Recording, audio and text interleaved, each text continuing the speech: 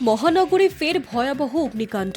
সোমবার রাতে অভিজাত সল্টলেক এলাকার বাড়ির একাংশ পুড়ে যায়, আর তাতেই মৃত্যু হয় গৃহকর্তার।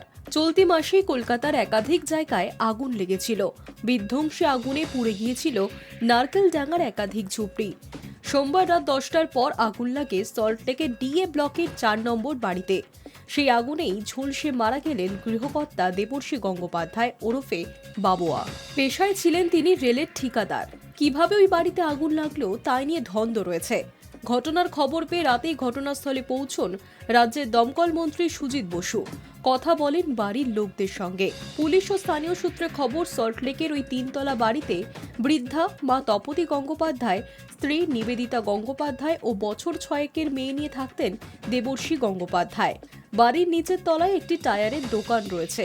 দোতলা ও 3তলায় থাকেন গঙ্গোপাধ্যায় পরিবার। সোমবার সন্ধ্যা থেকে 3তলার ঘরে একাই সময় কাটাচ্ছিলেন ওই ব্যক্তি। দোতলার ঘরে মৃতের স্ত্রী মেয়ে নিয়েছিলেন।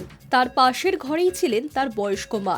তখন প্রতিবেশীরা 3তলার পিছনের একটি ঘর থেকে দাউ দাউ করে আগুন জ্বলতে দেখেন। অন্যরা বাড়ি থেকে বেরিয়ে এলেও ভিতরেই আটকা পড়ে যান দেবর্ষী গঙ্গোপাধ্যায়।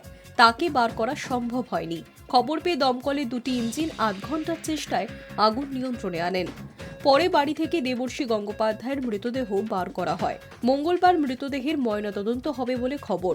আগুন লাগার কারণ স্পষ্ট নয়, তবে দমকলের প্রাথমিক অনুমান জ্বলন্ত সিগারেটের থেকে অগ্নিসংযোগ ঘটতে পারে। 3তলার ঘরে ফল সিলিং এর কাজ চলছিল। সেই দাহ্য বস্তু থেকে আগুন মুহূর্তের মধ্যেই ভয়ানক আকার নেয় বলে অনুমান। অগ্নিসংযোগের আসল কারণ খতিয়ে দেখছে বিধাননগর উত্তর থানার পুলিশ। High news network.